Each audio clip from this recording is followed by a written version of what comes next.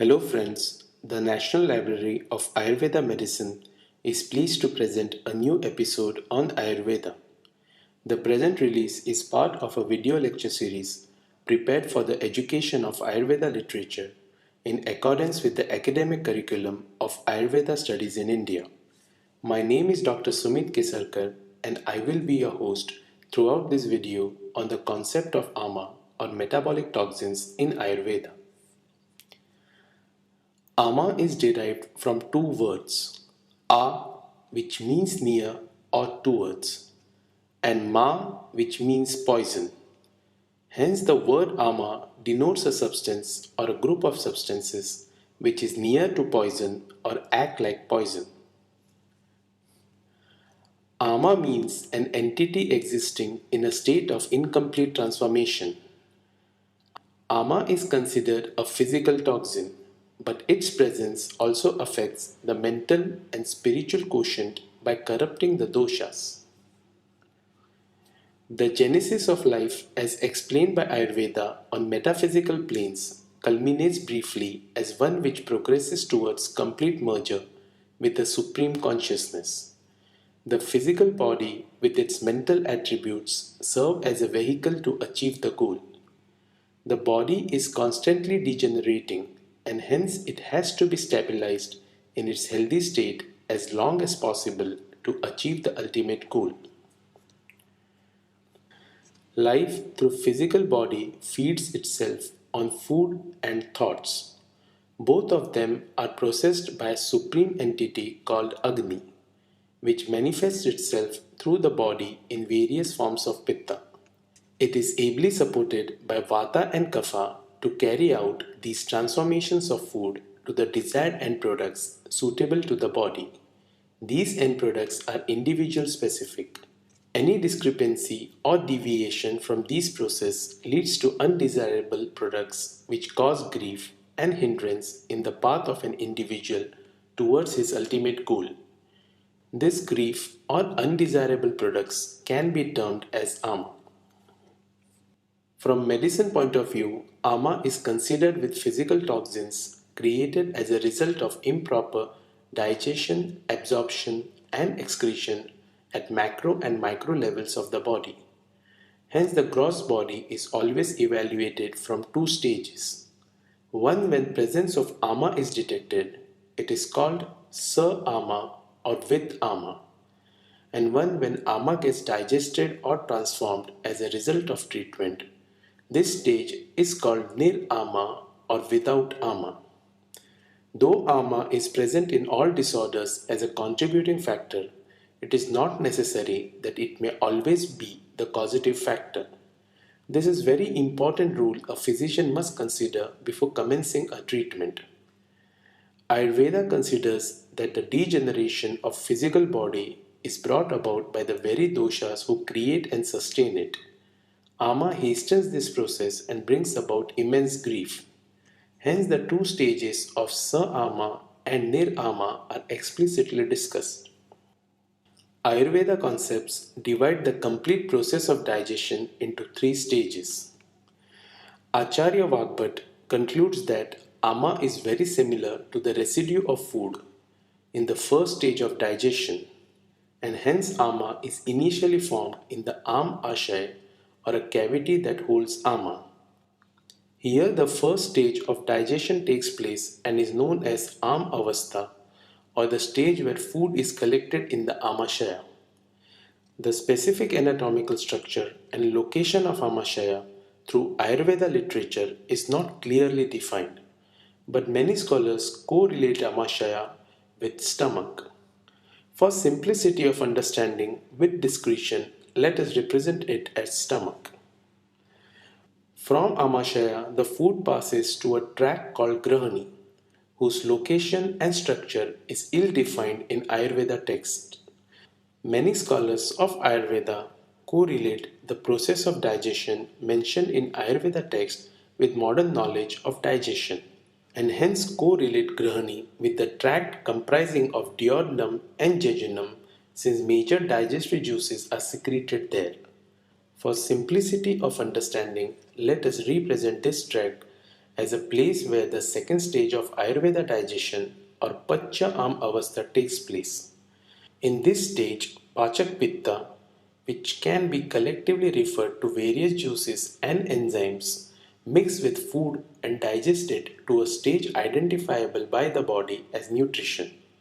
This nutritional juice is known as Ahar Rasa and is of a specific constitution respective to each individual. The Ahar Rasa moves from the Grahani to a third track called Pakvashaya, a track where again a general consensus about its exact location and structure is not reached amongst Ayurveda scholars. Taking cues from certain similarities in modern knowledge, we can loosely correlate Pakvashaya to the intestines. Here the absorption of nutrition from Ahar Rasa takes place with the help of Saman Vayu and the remaining material is moved forward as waste to the large intestine and urinary apparatus by Apan Vayu for excretion. The absorbed nutrition is transported to the seven tissues for micrometabolism. This entire process constitutes as Pakwa Avastha or third stage of digestion. The nature of Ahar Rasa formed determines its stimuli to the intestines as favorable or non-favorable. If favorable, the juice is absorbed as nutrition and waste material excreted. If not favorable, there is partial or no absorption leading to toxic residue, either complete or partial, in the intestine. This residue can be termed as Aama. The Aama so formed causes functional and structural discrepancies and progresses the body on verge of disease. Ama creation is attributed to Agni Vishamta or disruption of Agni. Agni in broader sense refers to an entity which transforms or digests all manifestations in the universe. It can only be comprehended with its actions and cannot be visualized. Fire is a manifestation of Agni, but Agni is beyond fire. Hence it exists in various forms. Whenever we see any transformation, whether it be food, thoughts, seasons, etc., it occurs under the influence of Agni. For understanding Ama in simple terms, let us hypothetically correlate Agni to one of its manifestations called Pachak Pitta in form of digestive juices in micro and macro form through the body in the present context. In brief, the causes of Ama production can be listed as follows. Agni Vishamta or corrupt digestive fire.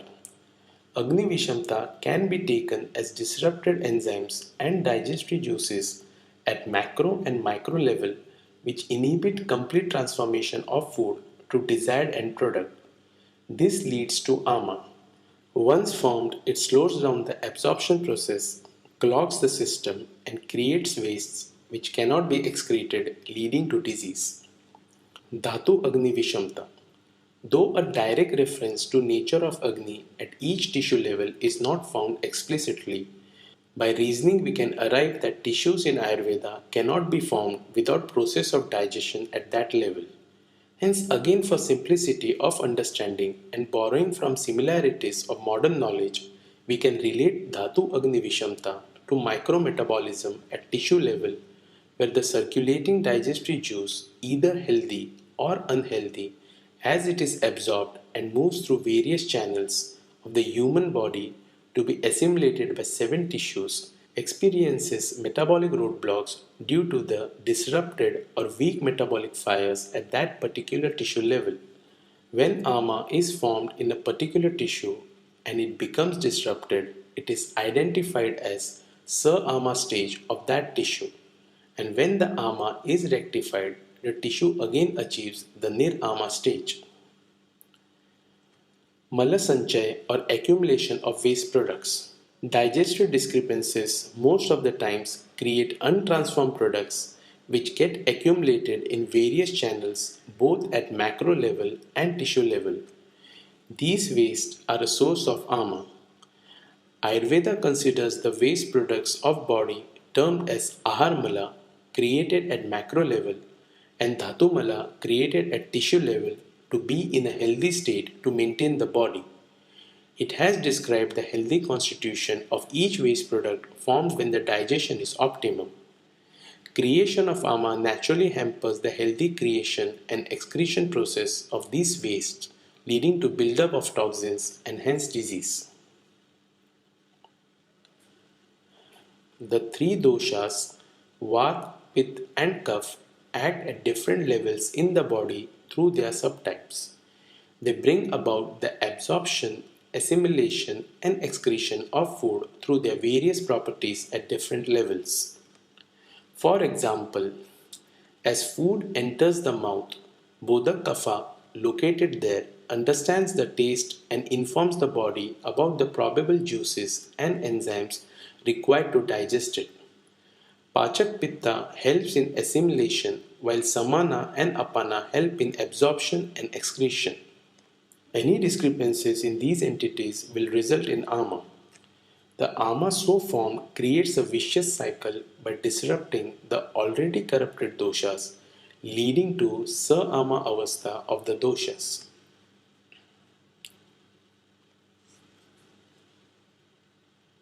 Properties of Ama can be listed in brief as follows.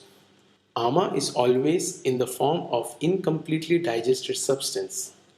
It is non-homogeneous, has a very bad or foul odor which can be experienced only when it is combined with excretory products such as sweat, urine and fecus, or when products such as sputum, vomit are expelled from the body. It is very sticky and it creates a complete slowdown of body processes. I hope this video was informative and made the subject clear. Comments and feedback are highly appreciated and you can leave them by visiting the National Library's website at www.nlam.in or likewise by writing to me at vdsumit@gmail.com. Thank you for watching.